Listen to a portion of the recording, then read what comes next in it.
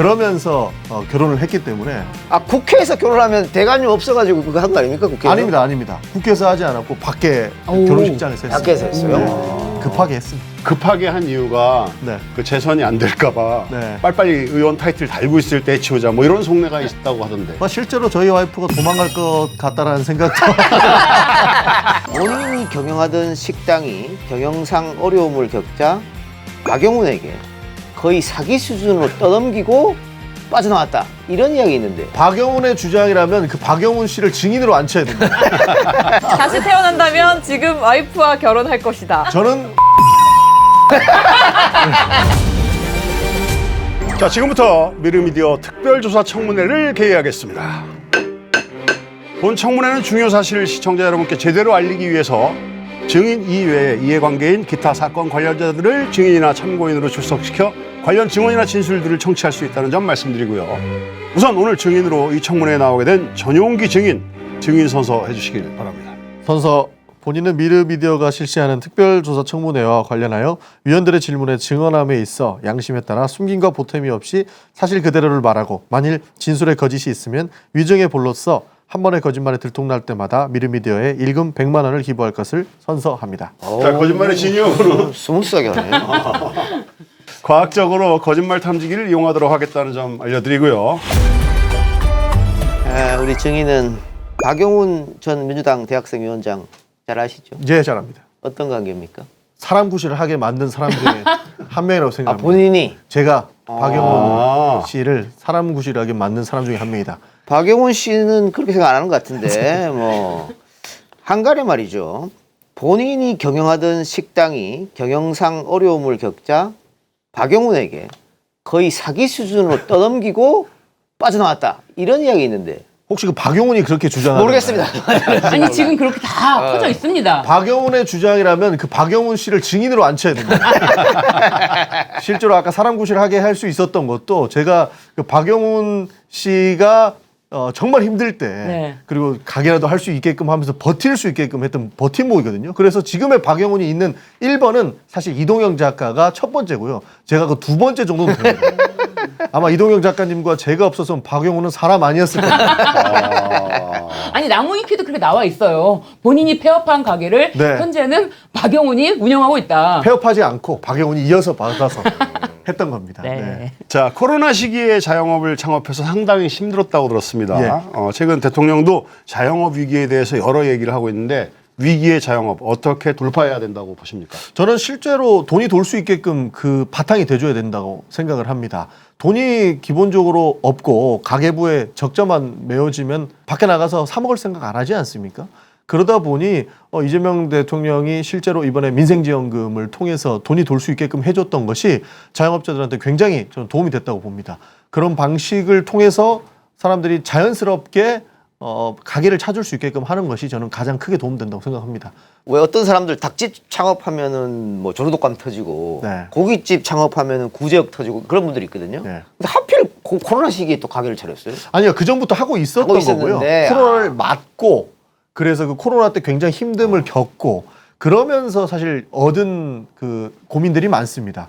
그래서 사실 제가 많은 방송에서 말씀을 드렸는데요. 제가 1호 법안이 상가 건물 임대차 보호법이었어요. 그러니까 코로나 딱 터지자마자 우리 건물주한테 사실 착한 임대료 좀 해주시면 안 되냐. 너무 그동안 힘들다라고 요청을 드렸는데 단호하게 거절을 당했었거든요. 그러다 보니 저는 그게 너무 힘들었다. 그때 당시 저희 건물주가 저희한테 했던 얘기가 안 된다. 다 착한 임대료 해주면 난 어떡하냐. 근데 3개월 이상 월세 못 내면 그 강제 퇴거나 재계약 안 할 수 있는 거 알죠? 그러더라고요. 저는 그게 협박으로 들렸었거든요. 그래서 실제로 그때 한시법을 만들어서 코로나 시기나 어려울 때는 6개월로 연장하는 법을 1호 법안으로 냈고 그게 코로나가 장기화되면서 통과가 됐습니다. 자영업 경험이 법안까지 이어진 거예요. 그렇습니다. 예. 그리고 그 건물주가 박영훈한테 이제 그 사람 때문에 이상한 법 생겨가지고 문제됐다면서 박영훈을 공격을 했다고. 그러면 아까 그게 맞네요. 원래 장사를 잘하다가 코로나 터져서 굉장히 어려워졌다가 박영훈에 넘기고. 그걸 코로나 때 받은 박영훈이 바보 아니에요?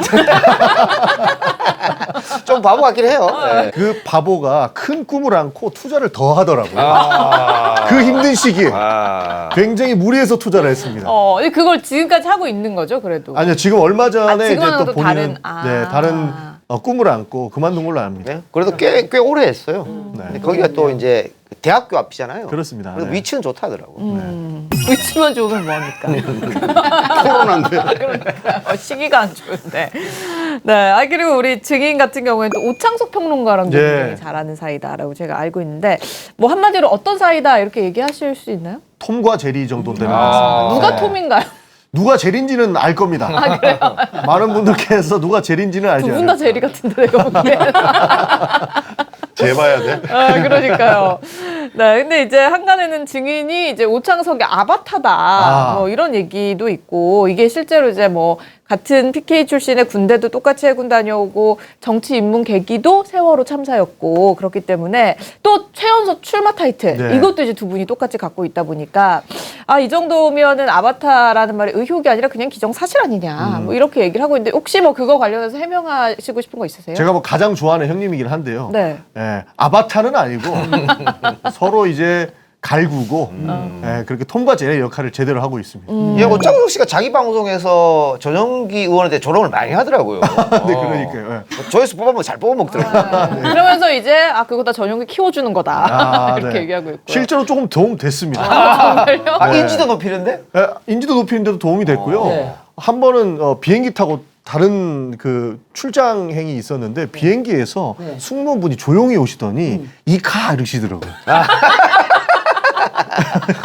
실제로 그런 부분에서는 굉장히 친근한 부분에서는 도움도 많이 됐고 인지도 측면에서도 도움이 많이 사실 됐습니다. 뭐 국회 인지도가 가장 중요하니까. 그럼. 네. 인지도 깡패죠.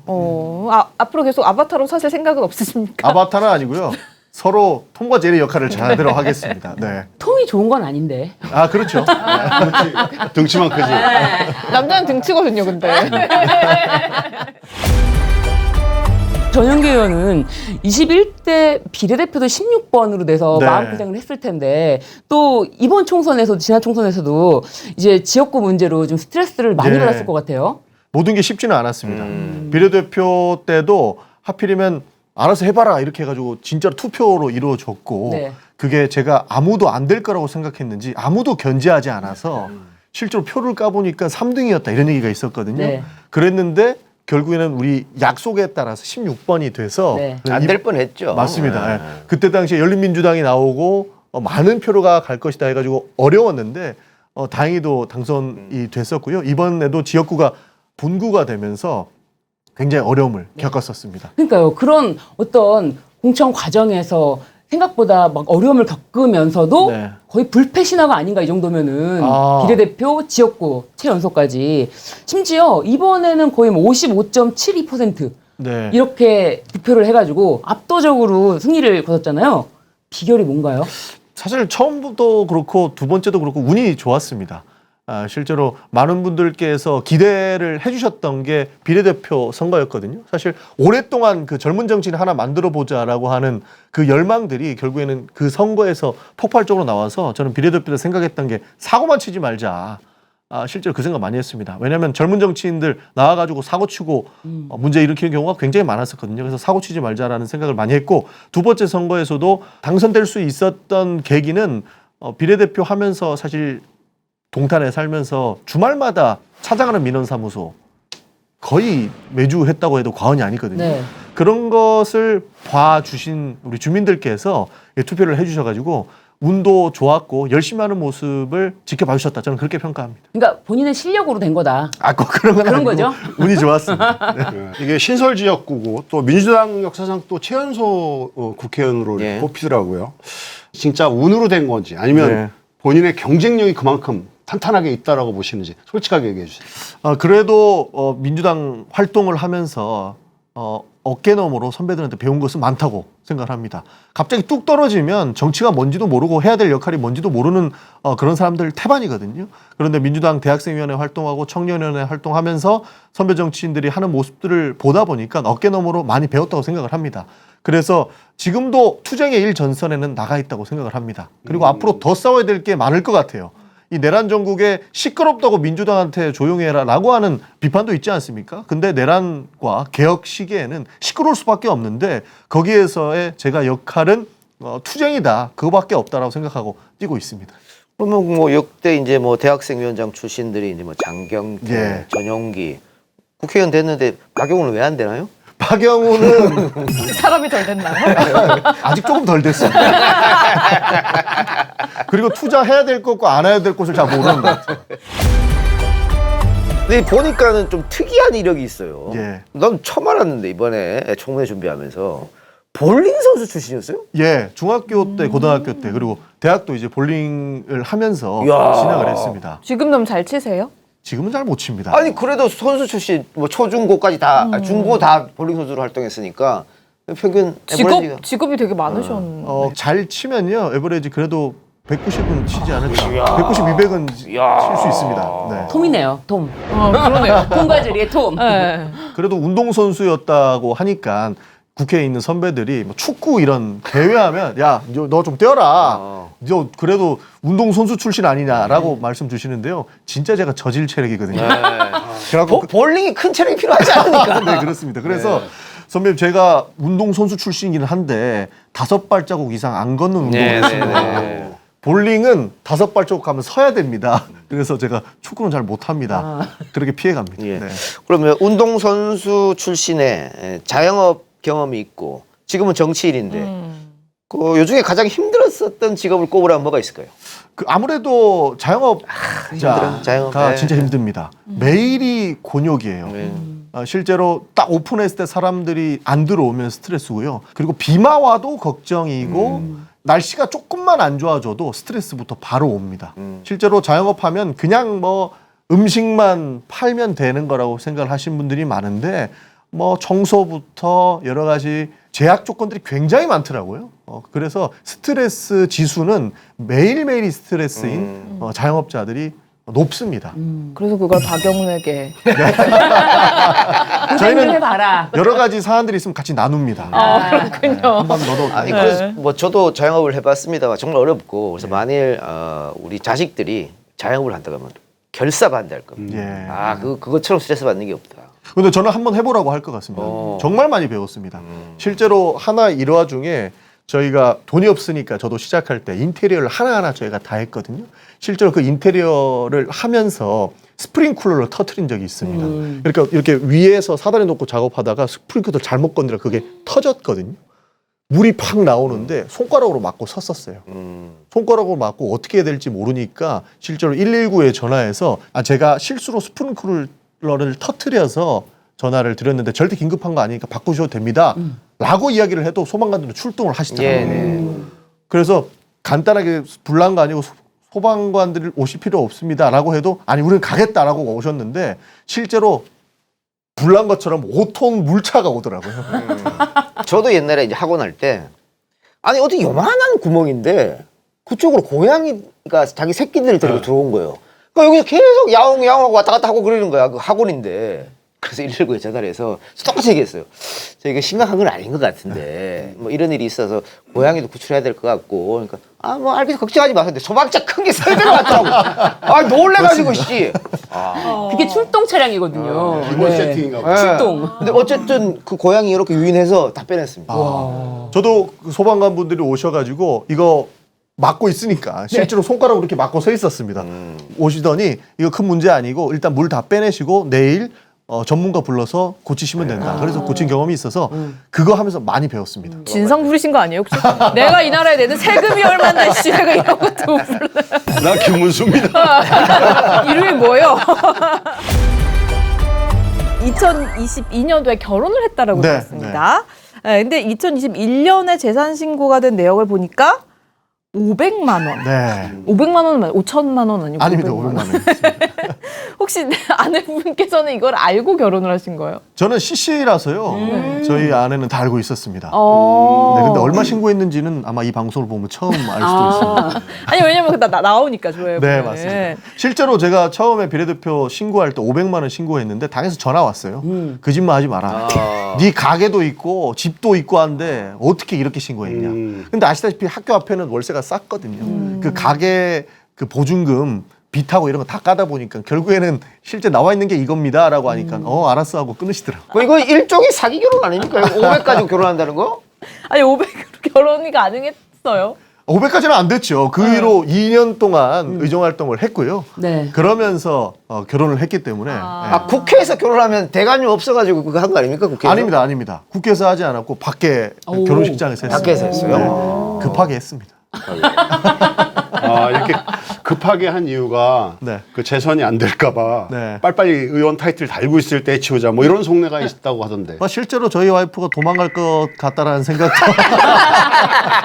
없지 않아 있었던 것 같고 예. 이제 또 지역을 또 이사를 갈 시기가 겹쳐가지고 우리 이제 빨리 하자 이렇게 해서 결혼했습니다. 그러니까 왜냐하면 이게 비례 국회의원이 재선으로 지역구를 이제 가야 되는데 네. 지역구 가려고 하니까 뭐 선배들 다 자리 잡고 있고 또 원외 지역위원장들이 있고 네. 쉽지 않거든요. 그러니까 국회의원 타이틀 있을 때 빨리 해야겠다 생각을 할 수도 있겠다. 했을 수도 있고. 실제로 제가 출마하면서 가장 숨기고 싶었던 부분이 사실 나이 부분이었어요. 아무래도 지역위원장 분들도 다 계시고 대한민국엔 아직 장유유서가 있지 있죠, 않습니까? 있죠. 네. 젊은 정치인에 대한 갈망은 있지만 아무래도 그런 부분들이 작용하다 보니 현직 비례대표 의원이었던 게 제가 이번에 출마하는데도 큰 도움이 됐다고 저는 생각을 합니다. 네. 그럼 CC였으면은 아내분하고 동갑입니까 나이가? 아닙니다, 아닙니다. 제가 군대 갔다 와서 만났습니다. 아, 많이 연하인가요? 2살 연합니다. 아, 2살 연하. 군대 갔다 와서. 네. 네. 그래도 이제 우리 저정규 의원이 제일 어리니까 지금 국회의원들 예, 현역 예. 중에서도 뭐 나이는 뭐 밝히진 않겠습니다만 그래도 2살 연하면은 뭐 많이 어릴 때 일찍 결혼했네요. 요즘 트렌드에 비하면. 요즘 트렌드에 비해서는 좀 빨리 했습니다. 근데 이제 결혼하고 이제 이렇게 박지희 씨처럼 주부가 되고 아줌마가 되고 하면 여성분들이 빨리 늙는다 그러더라고. 그래서 그걸 방지하기 위해서 저희가 선물을 하나 드리기로 아, 네. 아내분한테 갖다 드리세요. 알겠습니다. 여성분들이 가장 좋아하는 디어 오늘 동키 크림입니다. 이게 한때 완전 품절이 됐다가 완전 써보신 분들이 계속해서 재구매를 하시면서 품절이 됐다가 다시 이제 입고가 돼서 구매를 할 수 있게 됐으니까 언제 또 품절될지 모릅니다. 빨리 구매를 해주시고요. 환절기마다 찾아오는 가을입니다. 건조한 피부 속부터 당기는 느낌 이제부터 본격적으로 느끼실 텐데 걱정하지 않으셔도 됩니다. 국내 유일의 직영 목장에서 정성을 다해서 당나귀를 길러서 착유한 동키 밀크인데요. 유럽에서는 화이트 골드라고 불릴 만큼 특별한 원료가 듬뿍 담겨 있고 항산화, 항염, 미백 특허까지 인증받은 고기능성 크림입니다. 이게 짜보면 주르륵 흐르는데 문지르면 쫀쫀하게 피부를 쫙 잡아주는 그런 느낌이 있고요. 1분 만에 관리받은 듯이 피부 광채가 살아납니다. 꺼진 이마나 볼턱, 목주름까지 모공보다 작은 저분자 콜라겐으로 채워주고요. 단 2주 만에 피부 탄성이 무려 40% 이상 개선된 임상 결과도 받았다고 합니다. 특히 노화가 시작되는 30대 이상이라면 환절기 크림으로 꼭 한번 발라보시길 적극 추천드리고 실제로 구매한 분들이 이거 바르고 화장품 바꿨냐, 피부 좋다 이런 얘기 듣고 이 바르고 잔 다음 날까지도 촉촉하게 물광이 흐른다라는 실제 후기들이 정말 많습니다. 더보기 링크 통해서 최대 52% 할인받고 구매하시거나 전화번호 010-6380-4733으로 동키크림 문자 보내주시면 구매 안내해드리겠습니다. 자, 이걸 바르고 광채가 나지 않는다라고 하시면 100% 환불해드린다고 하니까 광채에 대한 기대를 잔뜩 가지고 주문하셔도 되겠습니다. 네, 저도 관리받는 기분으로 일주일에 한 번씩은 꼭 스킨만 바르고 그다음에 무조건 동키 크림으로 처발처발처발하고 나서 잡니다. 다음날 아침까지도 굉장히 촉촉합니다. 네, 진짜 좋아요. 이게 뭐 한 통에 뭐 몇십만 원 하는 크림보다도 훨씬 더 좋으니까 맞습니다. 여러분들 동키 크림 믿고 한번 만나보시기 바랍니다. 광고주 여러분, 저희 야매청문회 광고 자리가 아주 많이 비어 있습니다. 그럼요. 네, 지금 들어오시면 아주 좋은 가격에 계약할 수 있는 기회가 열려 있으니까요. 미르미디어로 연락 주시기 바랍니다. 아, 우리나라 네. 정치 상황에서 과거에는 예를 들면 동서 간의 갈등 아니면 남북 문제로 갈등 이렇게 했다면 지금은 세대 간 아니면은 네. 성별 간의 갈등이 좀 심각한 문제로 좀 대두되고 있지 않습니까? 청년 정치인으로서 이 문제를 어떻게 해결해야 된다고 보시는지. 사실 해결 방법은 저는 딱히 없다고 봅니다. 그런데 이것을 괜히 들춰내서 마치 그 세대 갈등과 남녀 갈등을 이용해서 이익을 보는 정치인들이 이준석이. 더 지금 이 문제를 강화시키고 있다고 봅니다. 그 사람들만 처단해도 실제로 저는 깔끔한 사회가 될 거라고 저는 생각합니다. 그럼 대통령도 이 부분에는 좀 관심이 좀 있는 것 같긴 해요. 그러니까 정치권이 사실은 국민이 갈등이 있으면 그걸 조정하는 역할을 해줘야 되거든요. 근데 방금 조정기 의원 말처럼 정치권이 나서서 그걸 조정하면 못 조정하는 겁니까? 맞습니다. 근데 기본적으로 5살 차이만 나도 생각이 다르다라고 하지 않습니까? 그거는 어쩔 수 없는 거라고 그죠. 생각합니다. 왜냐하면 본인이 추구하는 방향성이 다르니까요. 근데 그걸 가지고 우리는 피해자네, 네가 가해자네 이런 식으로 이용하다 보면 마이너스 싸움 되는 거거든요. 그래서 그런 부분들을 좀 바로잡아야 된다고 생각합니다. 알겠습니다. 또 하나 우리 증인이 그 사이버 레카에 대해서 그 관심이 좀 많은 것 같아요. 많습니다. 그러니까 아까 뭐 1호 법안 같은 경우에는 이제 임대차 이런 문제였는데 이 사이버 레카 문제에 대해서도 법안을 냈죠. 법안을 준비하고 있습니다. 아직 안 냈습니까? 하나 냈는데요. 추가적으로 준비하고 하나 바꿔서 될 문제는 아니라고 저는 생각을 해서 여러 가지 준비하고 있습니다. 어떤 거예요? 쉽게 얘기하면요. 사이버 레카가 왜 생기는가? 돈이 되기 때문입니다. 그렇죠. 그죠. 네. 사이버 레카가 기본적으로 혐오를 기반해서 남을 비난하고 그리고 저 사람을 혐오를 종용해서 그 사람을 소위 극단적인 선택까지 할 수 있게끔 만드는 세력들 아닙니까? 근데 그 사람들이 그걸로 뭘 얻냐? 돈을 결국에는 얻게 됩니다. 그래서 첫 번째로는 일단 돈 못 벌게 해야 된다라는 것이 있었습니다. 그게 잘못됐다라고 생각이 들고 돈이 안 돼야 그만하지 않겠습니까? 일단 그런 법안을 준비하고 있고요. 2차적으로는 법적 책임을 조금 강화해야 된다고 보고 있습니다. 그래서 그런 법들을 추진하고 있고요. 1차 토론회에서도 그 피해자들의 이야기를 듣는 것들을 진행했었거든요. 2차로는 이 사람들의 법적 처벌을 어떻게 강화할 것인가 이런 것들을 좀 보고 있습니다. 그런데 그 사이버 레카도 요즘 유튜브로 많이 하는데 네. 이게 신상이 특정이 안 되니까 네. 그 외국에서 이 본사를 두고 있으니 거기서 정보를 안 주잖아요. 그렇습니다. 이런 문제도 조금 국회에서 나서서 좀 해결할 방법이 없을까요? 첫 번째 토론회가 그 문제 해결하려고 했던 겁니다. 기본적으로 얼마 전에 과즙세연이라고 하는 분이 지금 소송하고 있지 예, 않습니까? 예. 그분은 그 미국의 소송을 통해서 그 미국 디스커버리 제도를 통해서 한 유튜버의 신상을 특정을 했습니다. 그분이 결국에 승리할 수 있었던 것도 결국에는 자본이 있었기 때문에 미국에 소송을 할 수 있었던 것 아닙니까? 그렇기 때문에 그 사례를 일단 먼저 공유하는 토론회를 가졌었고요.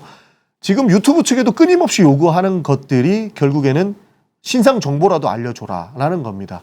지금 그 사람의 신상 정보가 특정되지 않는 것들은 경찰에서 수사가 들어가도 유튜브에서 개인정보보호법상의 이유를 들면서 거부하고 알려주지 않기 때문이거든요. 유럽연합 같은 경우에는 유튜브나 이런 미국 법인에 대해서 강력하게 목소리를 낼 수 있습니다. 왜냐하면 유럽 전체가 묶여 있어서 미국에다가 요구를 하면 받아줄 수밖에 없는 거예요. 근데 우리는 시장이 뭐 일본하고 중국하고 우리가 묶여 있지 않다 보니 대한민국만 특정돼 있다 보니 우리가 아무리 말을 해도 소위 씨알도 안 먹히는 사태라서 저 사람들이 두려워하지 않고 공정위에서 제대로 된 제재도 안 하니까 그리고 마치 제재하면 미국 법인을 제재한 것처럼 또 이상하게 변질되다 보니 못하고 있거든요. 그러나 이런 부분들을 지속적으로 요구를 하고 있는 게 결국에는 앞으로의 이 관계도 있다라고 하면서 저희가 그것들을 이끌어내고 있다. 이렇게 봐주시면 좋을 것 같습니다. 증인은 어떻습니까? 그 허위 사실로 인해서 억울한 일들을 당한 적이 있습니까? 이렇게 유튜버 등등. 뭐 저는 다른 분들에 비해서 크게는 없습니다. 그러나 중상모략은 많이 당했죠. 또 국민의힘에 의해서 뭐 가짜뉴스 카톡으로 뭐 이렇게 퍼나르고 내란 뭐 선전송도 하고 이런 거 하지 말라라고 했더니 카톡 검열이라고 하는 프레임 짜가지고 들고 와서 실제로 국회의원직 제명안도 냈고요. 고발도 한 5건 했습니다. 근데 고발 내용도 황당해요. 카톡을 검열하려고 했다라고 하면서 강요, 협박, 명예훼손, 공무원 사칭 있는 거 없는 거 심지어 그 고발한 사람은 국민의힘에서 검사 출신이에요. 법적 요건도 안 되는 거 가지고 고소고발 남발하는 겁니다. 그거는 입 막으려고 괜히 본인들이 정치적으로 여러 가지 이용하려고 하는 것들이거든요. 그래서 저는 중상모략은 많이 당했다. 그래서 그들과 지금 싸우고 있는 겁니다. 이번 국회 개원식 때는 갓을 쓰고 등장해서 화제가 됐는데 뭐 이유가 뭐예요? 그냥 관심 받고 싶으시는 거였습니다. 사자 보이즈. 네. 살짝의 관종력이 없으면 제가 봤을 때 국회에 있기 어렵다고 생각을 합니다. 예. 요거 질문을 하려고 그랬거든요. 네. 가심종자입니까? 근데 인정해버렸네. 관종력이 없으면 안 됩니다. 근데 사실 저도 엄청 고민했어요. 일단은 관종력이 발동을 해서 네. 갓을 좀 구해 주십시오. 라고 해서 갓을 실제로 구하러 갔습니다. 그 갓을 구했대요. 주말에 엄청난 고민을 했거든요. 이거 갓까지 쓰고 나가면 관종 이거 걸린다. 이거 걸렸을 때에는 앞으로 모든 그 관종과 관련된 내용은 다 공격적으로 들어올 거다라고 했는데 하필 일요일 날 국민의힘에서 상복을 입겠다. 예, 상복을 입고 뭐 근족 리본까지 붙이겠다. 이 얘기를 하길래 오케이. 그럼 내가 갓 쓴다. 그렇게 해가지고 관종력이 폭발했습니다. 난 국민의힘에서 그 상복 입는다 그래서 예. 하얀 소복 입고 올 줄 알았어. 근데 검은 양복을 입고 왔더니 뭐야 저게. 하려면 제대로 하지 디테일이 좀 떨어지더라고요. 네. 갓을 좀 씌워주시지 그랬어 저승사자처럼. 아니 근데 혼자만 쓴 게 아니는데 목욕 정도 쓰는 것 같은데. 썼습니다. 썼습니다. 같이 예. 얘기가 됐던 건가요? 거기도 관종인 것 같아요. 아 얘기는 안 됐구나. 100%입니다. 네. 아 얘기 안 되고 서로 살아서. 서로 얘기 안 했는데 서로 똑같은 갓을 쓰고 나왔어요. 왜 갓이었어요? 사자 보이즈. 사자보 유행했으니까 그때. 꼭 그런 건 아니고 그냥 갓을 쓰면 뭔가 완성된 것 같은 느낌. 네. 아 그러면 만약 국회의원이 아니었으면은 유튜브 해도 잘 하셨을 것 같은데. 아, 저는 사실 말 어렵게 하는 거 별로 안 좋아합니다. 그러니까 정치인들 그리고 굉장히 뭐 사회적 지위가 있으신 분들은 맨날 방송 나와서 어려운 대화 하시잖아요. 저는 이해하기 제일 쉬운 언어가 국민들에게 제일 가까운 언어라 생각해가지고 날것으로 얘기하는 거 좋아합니다. 그래서 뭐 자주 불러주십시오. 아니 그냥 본인이 했으면 잘했을 것 같아요. 어때요? 아, 저요? 네. 유튜버를 했으면. 칭찬 감사드립니다. 국회의원이 낫다고 생각하시는 것 같아요.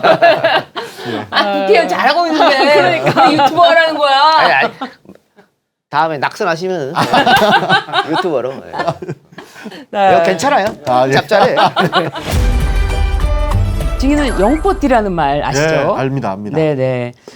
이게 처음에는 뭐 나쁜 뜻은 아니었는데 이제 네. 최근에는 민주당 핵심 지지층인 네. 40대를 좀 조롱하는 밈으로 쓰이고 있는데 맞아요. 청년층, 노년층에게 따르는 각종 복지 혜택 이런 복지 혜택에 4050만 빠져 있는데 이렇게 소외된 것도 속상한데 네. 이런 놀림까지 받아야 되는지 이런 부분에 대해서는 좀 어떻게 생각하시나요? 저는 그 의도가 굉장히 불순하다고 생각을 합니다. 실제로 어떤 세력에서 만드는 영포티 이미지가 마치 진보 진영에 있는 사람들과 뭐 어려 보이고 싶어 하는 사람들과 뭐 여러 가지 짬뽕 해가지고 결국에는 민주당을 지지하는 사람들이 뭐 주제도 모르고 마치 어려 보이려고 한다. 이런 형태로 변질시켜 내더라고요. 근데 저는 그 의도가 결국에는 뭐 커뮤니티나 이런 데서 마치 민주당을 지지하는 사람들을 영포티로 매도해서 그 커뮤니티에서 발언력을 낮추려고 한다라고 생각했습니다.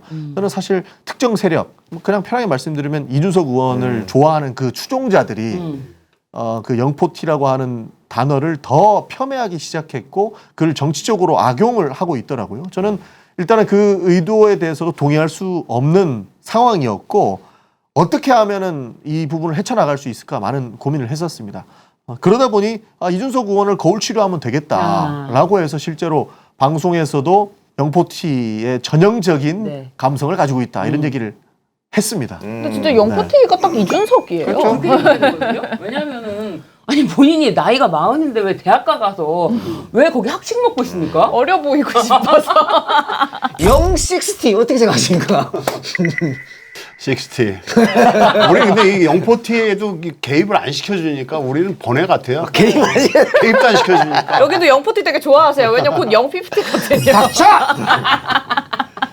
아니 근데 이거 지금 신유진 변호사 잠깐 얘기했는데 이 4050 이제 민주당 핵심 지지층 예, 세금을 가장 많이 냅니다. 그렇습니다. 네. 그런데 각종 혜택엔 다 제외예요. 청년층은 청년이라고, 여성은 여성이라고, 노년은 노인이라고 뭐 각 복지 혜택을 줘요. 우리는 아무것도 없어. 뭐라도 줘야 되는 거 아니냐. 오히려 역차별. 뭐 하면 빼버리거든. 그 사람은 됐어 이렇게. 그래서 지난 대선에 그 우리 핵심 지지층인 이번 말고 지난번 윤석열이 이겼을 때 민주당 핵심 지지층인 4050이 투표장에 대가 안 나왔다. 네. 그게 그런 실망에 따라서 그런 거 아니냐. 이것도 한번 우리 민주당이 생각해 볼 필요가 있다. 그렇습니다. 매일 그렇게 소외당하는 거 실제로 인지를 하고 있었고요. 그래서 6년, 7년 전부터 4050 특별위원회를 만들어가지고 그래요? 목소리를 좀 내기도 했었습니다. 영포티 얘기하다가 이쪽으로 왔는데 증인은 아까 그 나이를 좀 숨기고 싶었다 했잖아요. 네. 그 좀 이 국회의원은 나이가 좀 많아 보이거나 네. 그래야- 너무 어려서. 너무 어려서 이제 그래서 지금 머리도 2대8로 하고 지금 있습니다. 그렇습니다. 그렇습니다. 저는 노안이 아주 운명적인 노안이다. 노안이 아니었으면 이렇게 막 여러 활동을 하기 어려웠을 거라고 보고 있습니다. 지역에 가면 아유 어리네. 그렇지. 30, 몇 살이요? 30대 같은데 아유 30대입니다. 뭐 이러면서 그냥 어물쩍 넘어가거든요. 근데 아우 30대 같아. 예, 30대입니다. 네, 30대. 영포티가 가장 되고 싶은 사람인 것 같아. 빨리 영포티가 되고 싶어. 영포티 호소인입니다. 가족 얘기를 한번 들어가 볼게요. 정치인과 결혼하는 데 있어서 아내나 네. 처가댁 식구분들이 부담감 같은 건 없었는지요? 부담이 많죠. 아직도 걱정 많이 하시고요. 사실 저희 부모님이 제일 걱정하는 건 뭐냐면 늘 제가 고발당할 때마다 부모님이 제일 먼저 아시거든요. 과거에 박주민 의원도 그 김용현 전 국방부 장관한테 고발당했을 때 어머님이 그 내란 종국 한 중간이었잖아요. 어머님이 전화 주셔갖고 정치 그만하면 안 되니? 이런 얘기를 하셨다는 거 아닙니까? 왜냐하면 국방부 장관이 군 동원해서 그때 한창 잘 나갈 때였으니까요. 그런 걱정을 모든 가족들이 하는 것 같습니다. 실제로 제가 계엄을 표결하기 위해서 올라올 때도 동탄에 있었는데요. 저희 아내한테 전화해서 내 옷 벗어놓은 거 그대로 좀 가지고 내려와 주라. 내가 올라갈 시간이 없을 것 같다.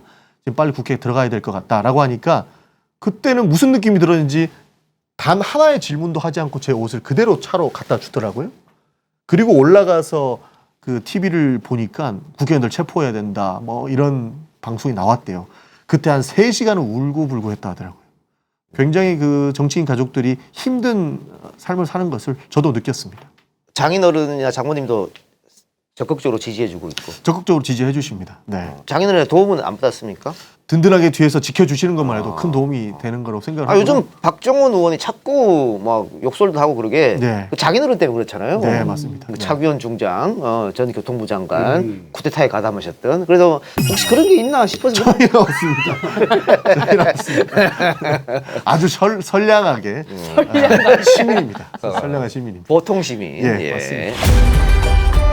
최근 이재명 정부의 부동산 대책이 새롭게 나왔어요. 뭐 야당에서 또 보수 언론에서는 이걸로 난리인데 증인의 지역구도 아마 여기 해당될 겁니다. 포함 안 됐습니다. 포함 안 됐습니까? 예. 네. 화성시는 빠졌습니다. 수도권이어서. 다행이네. 서울이어서. 예. 예. 왜냐면은 용인까지, 용인 수지까지. 민주당 의원들이 지금 이걸로 민원이 많이 들어온다 그래가지고. 많이 들어옵니다. 네. 근데 그걸 해당 안 됐고 본인은 어떠세요? 여기저기서 다양한 의견을 접할 텐데 네. 이번 부동산 정책 어떻게 생각하십니까? 실제로 풍선 효과를 저지하기 위해서 선제적인 조치를 하고 이후에 공급 정책이라든지 여러 가지 대안들이 나올 것 아닙니까? 지금 국민의힘에서 떠드는 것은 전부 저 호들갑이 될 것이라고 저는 생각을 합니다. 왜냐하면 강력한 규제 정책 뒤에는 강력한 선물 정책도 있거든요. 그렇기 때문에 조금 더 지켜봐도 된다라고 생각을 하고요. 기본적으로 부동산 문제는 떨어져도 욕하고 올라도 욕합니다. 그렇죠. 예. 네. 우리 집값 떨어지면 난리 날 거예요. 그럼요. 네. 근데 집값 오르는 걸 방치하기 위해서 그리고 떨어지는 걸 방치하기 위해서 선제적인 조건을 해놓는 것은 오히려 나중에 있을 사회적 혼란을 막기 위해서는 도움이 될 거라고 보기 때문에 지금 호들갑 떠는 것은 나중에 또 본인들이 다시 뭐 입장을 철회한다 뭐 이런 얘기 할 겁니다. 우리 박지 의원은 이제 전세 살잖아요. 네. 전세 사는 입장에서 이번 정책 솔직히 좀 짜증나죠. 예, 왜냐면은 지금 이번에 나온 게 저는 문재인 정부의 정책하고 뭐가 그렇게 다른지 모르겠고 솔직히 이게 그러니까 그런 거예요.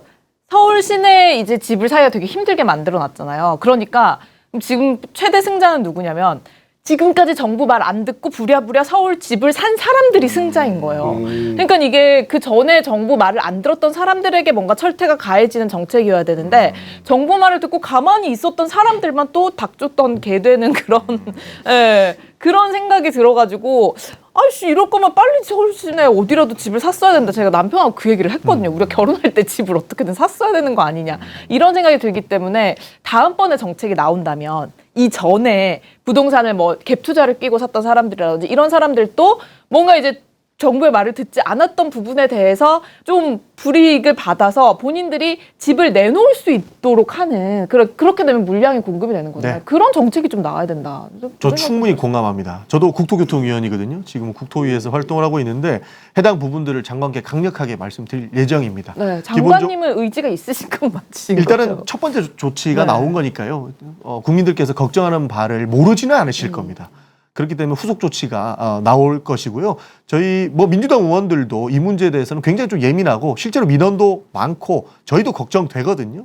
그런 측면에서 강력하게 요구해서 실효성이 있는 정책들이 나올 수 있고 걱정 안 할 수 있는 정책이 나올 수 있게끔 하겠습니다. 그 국민의힘에서는 서울 시내 이제 공급을 해야 된다고 하는데 실질적으로 불가능한 얘기입니다. 서울 시내 빈 땅이 어디 있습니까? 그러니까 새로운 공급은 불가능할 것 같고. 불가능합니다. 그러니까 뭐 한강 위에다가 집을 지을 수도 없으니까. 그러니까 오세훈이 얘기하는 건 자꾸 허물고 새로 짓자, 재건축 얘기하는데 그렇게 해서 얼마나 공급이 되겠어요? 물량 얼마 안 나오는. 그러니까 물량을 그러니까 집값이 떨어질 정도로 많이 물량을 만들려면 그렇게 해서 불가능한 얘기거든요. 근데 뭐 그런 방법도 있습니다만 예전에 민주당에서 했던 게 박원순 시장하고 같이 했던 게 서울에 우리가 모르는 빈집들이 엄청 많습니다. 맞아요. 3만 호가 넘습니다. 맞아요. 그러니까 그 빈집들을 뭐 정부나 주택공사에서 인수를 해서 거기에다가 이제 조금 괜찮은 집을 많이 지으면 청년들이나 뭐 신혼부부나 이런 분들 아니면 또 나홀로족 이런 분들한테 충분히 공급이 가능하지 않겠냐 뭐 이런 얘기도 많이 있거든요. 그러니까 그런 아이디어를 많이 좀 수집하셔가지고 네. 좋은 정책을 좀 만들어 주시기 바랍니다. 저희가 다다음 주까지 이제 국정감사 하고 있는데요. 종합감사에는 아마 이 부동산 정책에 대한 질의가 많이 나올 겁니다. 아마 그리고 국토부에서도 그 관련된 정책들을 아마 준비를 하고 있을 거로 보고 있습니다. 여기서 서울시에 집 있는 분은 여기.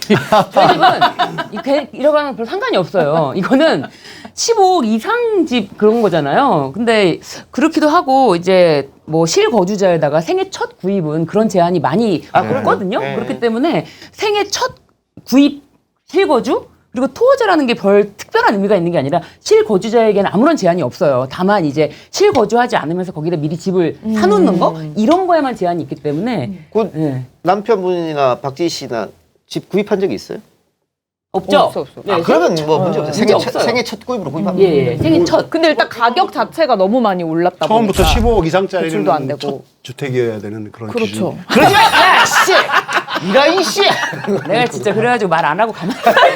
옛날에 그 노무현 정부 시절에 그 항의 전화, 이 부동산 정책에 대해서 항의 전화할 때 종부세 막 이런 게 생기니까 그래갖고 막 사투리 쓰면서 아니 종부세를 해갖고 이렇게 세금을 매기면 어떻게 사냐 그랬더니 이제 상담원이 혹시 그 집 주택이 얼마세요? 그래서 나 전세 살아요! 그러면서 끊더래.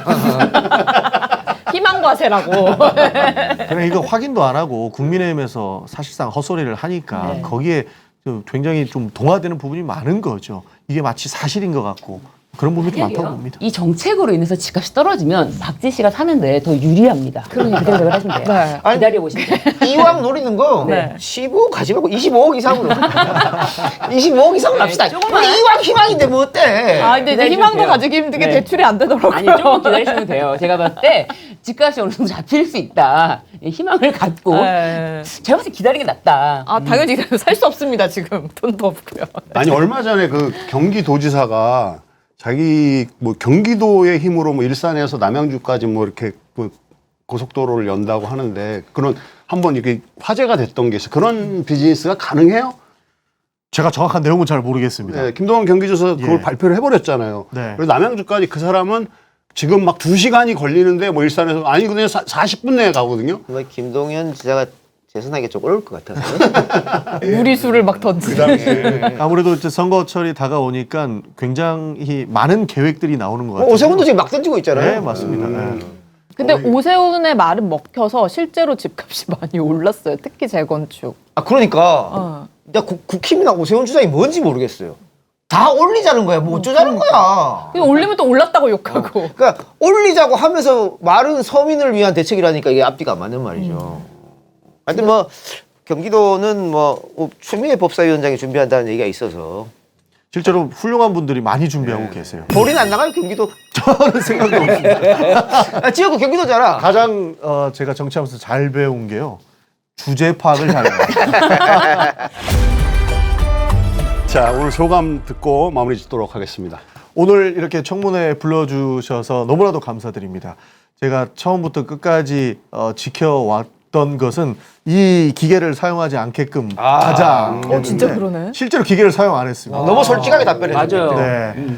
너무나도 다행으로 생각을 하고요. 앞으로도 자주 멋진 의정 활동으로 인사드릴 수 있도록 하겠습니다. 그럼 그거 한번 합시다. 아, 마지막으로. 우리 단골짐은? 아, 네. 지금은 와이프랑 또 만나겠는 그거 한번 합시다.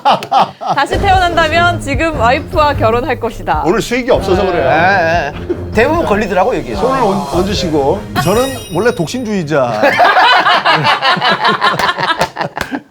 아니 그러니까 그러니까는 이게 당하지 않는 필요가 방법이에요. 없어. 솔직함이에요, 그냥 비결이. 솔직하면 돼. 그러면 이제 앞으로 어떤 의정 계획을 갖고 있는지 그리고 어떤 정치인이 되고 싶은지 이재명 정부의 성공을 위해서 어떤 일을 하고 싶은지 부탁드립니다. 저는 비정상인 부분들을 사실 정상화하는 데 좀 도움이 되고 싶습니다. 그리고 뭐 사이버 레카 문제처럼 혐오를 기반으로 해서 자신만 이익을 보는 이런 상황들은 좀 바로잡고 싶습니다. 그런 부분에 대해서 열심히 의정 활동을 하겠다는 말씀을 드리고요. 이재명 정부의 성공을 위해서 사실 많은 사람들을 설득하는 과정들을 좀 겪어야 된다고 생각을 합니다. 그리고 상식의 눈으로 국민들과 함께 소통을 해야 결국 이재명 정부가 성공한다고 생각을 하거든요. 그런 차원에서 정부가 하는 일들이 바르게 가는 지점들은 적극적으로 열과 성을 다해서 서포트하고 문제가 있는 것들이라면 적극적으로 바로잡을 수 있도록 하는 역할을 하겠다는 말씀 드리겠습니다. 네, 감사합니다. 이상으로 미르미디어 야매청문회 전용기 편을 마치겠습니다.